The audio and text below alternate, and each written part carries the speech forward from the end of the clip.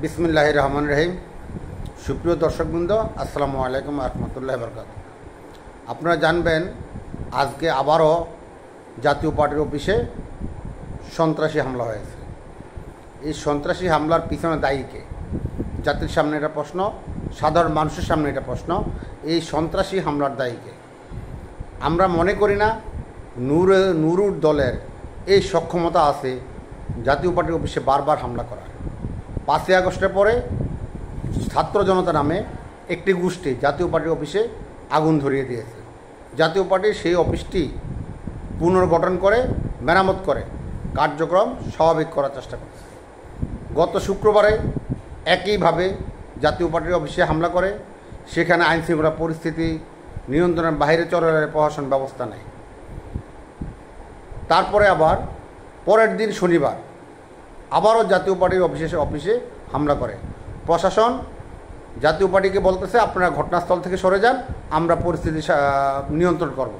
কিন্তু জাতীয় পার্টির নেতাকর্মীরা যখন জাতীয় পার্টির অফিস থেকে সরে গেল প্রশাসনের কথায়, কিন্তু প্রশাসন জাতীয় পার্টির অফিস রক্ষা করতে ব্যর্থ হইল। জাতীয় পার্টির অফিসের মধ্যে আগুন দেওয়া হলো, জাতীয় পার্টির লাইব্রেরিটা পুড়িয়ে দেওয়া হলো এবং এই ঘটনার পরে পুলিশ এসে হামলাকারীদের ছত্রভঙ্গ করে। আজকে আবার শাহবাগে তারা মিছিল করে এবং সেখান থেকে মিছিল নিয়ে এসে জাতীয় পার্টির অফিসে হামলা করে। জাতীয় পার্টির নেতৃবৃন্দ আগামীকালকে ঈদে মিলাদুন্নবী উপলক্ষে একটি কর্মসূচির হাতে নেয়, সেই বিষয় নিয়ে আলাপ করছিল। উক্ত সময়ে ওই সময়ে জাতীয় পার্টির হামলা করা হয়। জাতীয় পার্টির হামলা করে জাতীয় পার্টির অফিসের লাইব্রেরি এবং নামাজের জায়গাটা সেটা সব পুড়িয়ে দেওয়া হয়। ওদের কাছে পবিত্র যে জায়গা, একজন মুসলমানের কাছে পবিত্র যে জায়গা, নামাজের জায়গা, সেটাও নিরাপদ না। আপনারা আজকে আরেকটি ঘটনা আছে সেটা নঈম নিজাম তার পোস্টে বলছেন, আজকে এখন থেকে 41 মিনিট আগে উনি বলছেন মব শাসন, জাতীয় পার্টির অফিসে আবারও আগুন, রাজবাড়িতে মাজার থেকে লাশ তুলে পোড়ানো হচ্ছে।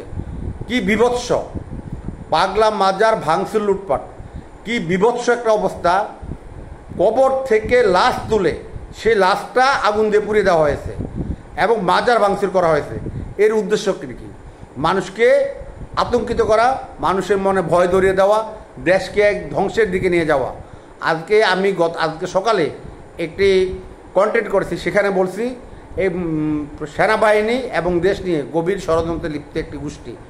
এই গোষ্ঠীটি যা দেশটাকে জাহান্নামের মনে হয় জাহান্নামের কিনারায় তারা এই গোষ্ঠীটি দেশটাকে নিয়ে গেছে। দেশের মানুষ তাদের কাছে নিরাপদ হচ্ছে না। জাতীয় পার্টিকে এভাবে একের পর এক হামলা করে তারা চাইতেছে জাতীয় পার্টির নেতাকর্মীরা তাদের উপর হামলা করুক, সহিংস হোক। কিন্তু জাতীয় পার্টি এখন পর্যন্ত ধৈর্য ধরে অবস্থান করছে। যদি জাতীয় পার্টি ওদের এই সন্ত্রাসী হামলা প্রতিরোধ করার ক্ষমতা জাতীয় পার্টির আছে, কিন্তু জাতীয় পার্টির নেতারা, জাতীয় পার্টির কর্মী এবং সমর্থকরা ধৈর্য ধরে অপেক্ষা করতেছে। সারা দেশে নূরের দলের কতজন লোক আছে, তারা জাতীয় পার্টির নেতাকর্মীদের সামনে এক মুহূর্ত টিকবে না।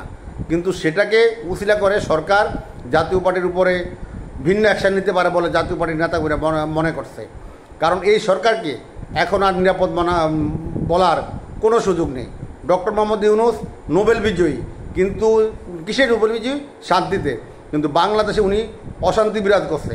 অশান্তির জন্য যদি কোনো নোবেল পাওয়ার সুযোগ থাকে তাহলে ডক্টর মোহাম্মদ ইউনূস মনে হয় অশান্তির জন্য একটা নোবেল পেতে পারেন। আজকে জাতীয় পার্টিকে যে নিষিদ্ধ করার চেষ্টা করা হচ্ছে, জাতীয় পার্টিকে যে ধ্বংস করার চেষ্টা করা হচ্ছে, এই চেষ্টা সফল হবে না। জাতীয় পার্টি ভেসে আসা কোনো দল নয়। জাতীয় পার্টির শিকড় অনেক গভীরে। জাতীয় পার্টিকে নিশ্চিহ্ন করবে যারা জাতীয় পার্টিকে অতীতে নিশ্চিহ্ন করতে চেয়েছিল, তারা নিশ্চিহ্ন হয়ে গেছে, তারা হারিয়ে গেছে। এবং যতবার জাতীয় পার্টির উপর হামলা হয়েছে ততবার দেশে একটা অস্থিতিশীল পরিবেশ তৈরি হয়েছে। জাতীয় পার্টি বাংলাদেশের রাজনীতির একটি ব্যালেন্স অফ পাওয়ার।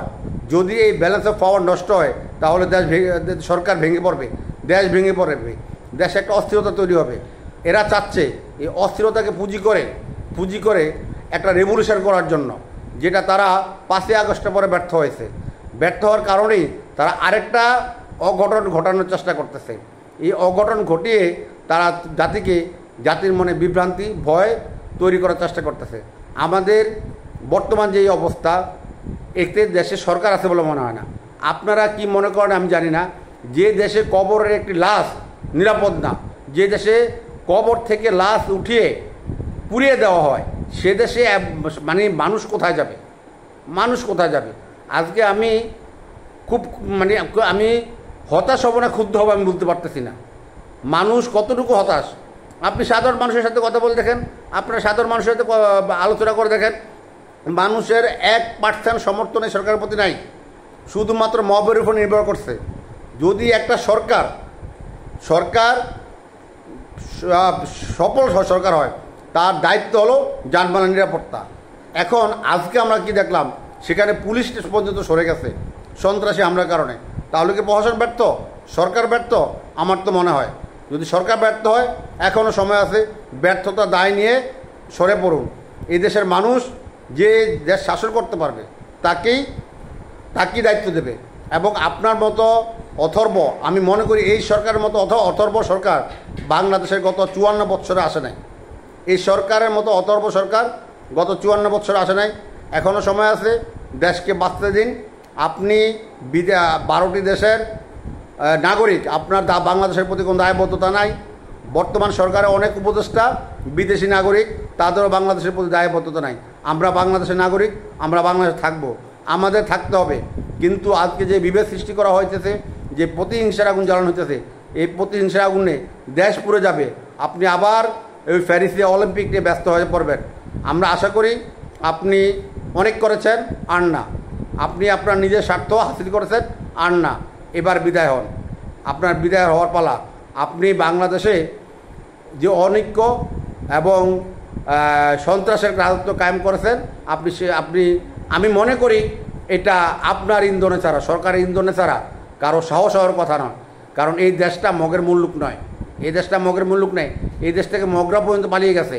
আজকে যে এই মগের মুল্লুকের জায়গায় মব তৈরি করছেন, তার দায় দায়িত্ব আপনাকে নিতে হবে। জাতীয় পার্টিকে ধ্বংস করে আপনি যদি মনে করেন স্বাধীনতা বিরোধীকে ক্ষমতা আনবেন, সে আশা ঘুরে বালি। জাতীয় পার্টিকে ধ্বংস করা এত সহজ নয়। জাতীয় পার্টি, আমরা মনে করি মাননীয় সরকার বাহাদুর ইন্ধনে জাতীয় পার্টিকে ধ্বংস করার একটা প্রক্রিয়া চলছে।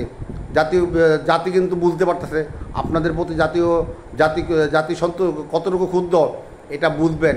যেরকম বিগত সরকার এখন হারে হারে বলতে পারতেছে।